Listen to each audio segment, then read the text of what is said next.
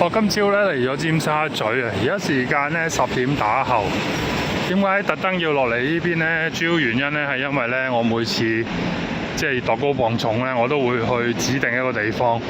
嗰度咧就係九龍公園入邊有一個唔知係即係嗰個叫食環署啊，定係衛生署嘅旗下一個 centre。咁入邊咧就即係我每次都係去嗰個地方去磅重㗎啦。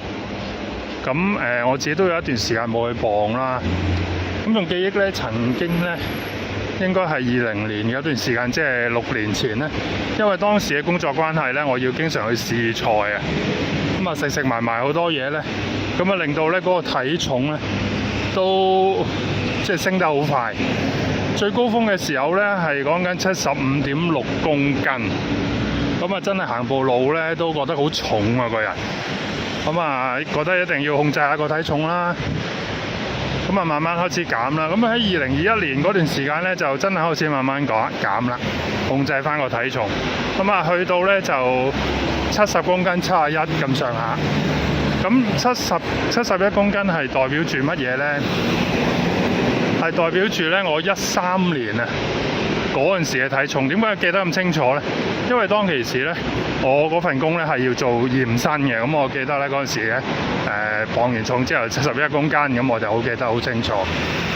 咁啊未完嘅喎，咁啊一路去到咧未係最輕喎，最極致咧係去到66.1公斤，即係話由最重同最輕咧，差唔多接近10公斤嘅差距，計落係超過20磅啊！哇！你一個身嗰度唔知點樣裝到20磅。咁但係點都好啦，喺你個身度拎走咗20磅，孭少20磅，你行步路都輕鬆啲啦。咁然之後就去到23年嘅時候啦，咁啊唔係因為工作需要啦，係因為自己為食啫，食咗好多垃圾食物啦，啲炸雞啊、炸嘢啊、好多肉啊，咁啊食多咗，咁啊令到個體重咧又再上翻去。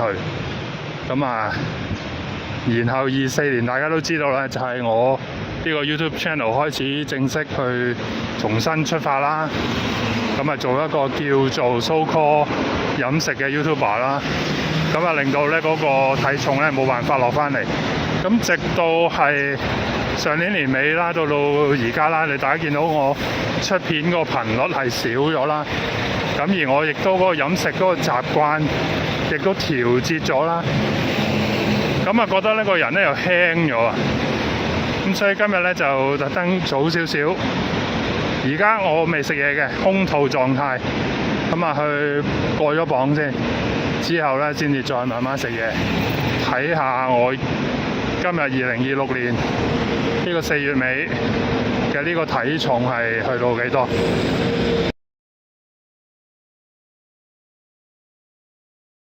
好啦，啱啱咧就過完磅啦，咁而家咧就去食早餐，因為咧都10點零鐘啦。咁其實而家我都係噶啦，通常咧我都係10點零、11點幾，唔會太晏咧，就去食個早餐先。咁9成咧，如果我唔出去咧，咁啊一定係食石塘咀嘅增記啊，36蚊，係嘛？即係唔算好貴，又正正常常咁樣啦，都係食啲嘢啫。咁之後咧就去到夜晚噶啦。夜晚咧，大約係6、7點嗰段時間咧，就食飯唔會太晏。咁如果中間嗰段時間肚餓，咁點算咧？咁可能有生果食生果啦。咁啊，如果冇嘅，就可能食少少其他雜食啊、雜糧啊嗰啲咁啦。咁都唔會食得好多嘅。咁譬如好似話而家出咗嚟拍片，好似而家10點零鐘食完，咁一陣間可能2、3點食個下午茶咁點咧？咁夜晚咧多數咧就唔食噶啦。咁有菜就食菜，有湯就飲湯咁咯。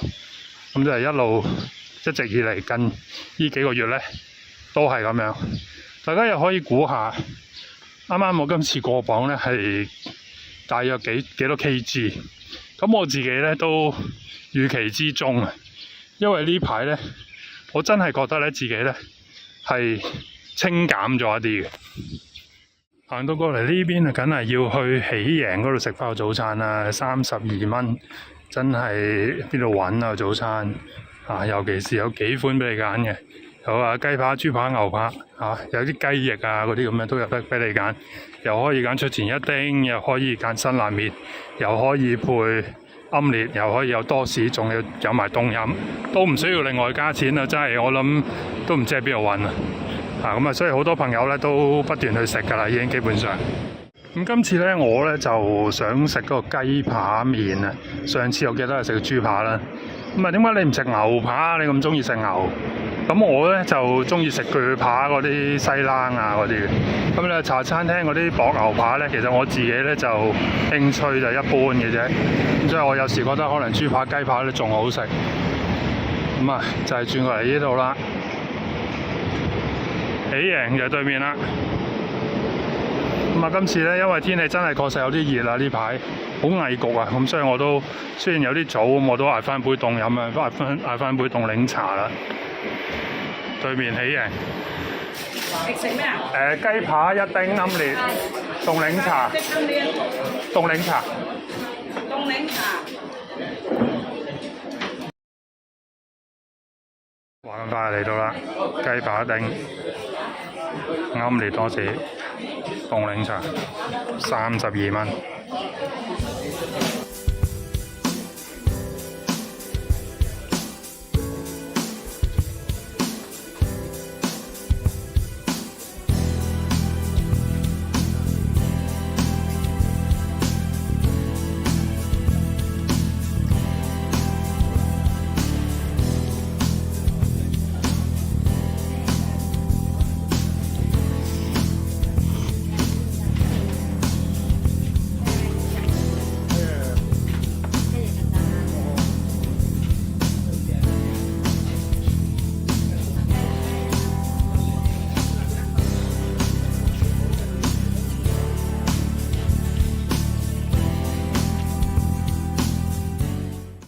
我個人認為呢一間喜營咧都唔能夠話用好唔好食嚟形容㗎啦，因為你一個早餐32蚊，你仲有啲咩嘢好講啊？係嘛？咁啊，所以咧，頭先即使10點半打後，都依然係爆場，好墟冚嘅，一定係搭台㗎啦。好似我啱啱搭台嗰下咧，佢應該係新嚟唔知嘅，咁啊嗌咗個雞翼啦咁樣，咁啊原來仲有個麵。跟住佢都不禁咧講嗰句話咁抵食嘅，笑一笑，跟住就影咗個餐牌。咁啊，留意到咧，就基本上90%嘅客咧都係嗌呢個32蚊嘅超特惠早餐㗎啦。咁啊，雞扒比較多人叫嘅，另外雞翼咧都唔少啊。咁佢雞翼都唔係即刻上嘅，都要等一等嘅。咁變咗即係都幾精緻下嘅都，咁啊凍飲又唔使加錢，奄列又唔使加錢。咁佢講奄列咧就薄少少嘅，咁所以側邊咧就純粹一個蛋皮啦，咁啊少少火腿就喺中間啊咁樣。咁今次係第一次食嘅雞扒啊、麵啊，以至係嗰個凍檸茶咧，我覺得全部都係正常水準，即係你食得落口，唔覺得難食嗰種咯。咁都係嗰句32蚊，你唔會有咩要求咯。所以佢依然都係好墟冚嘅，就係咁解啦。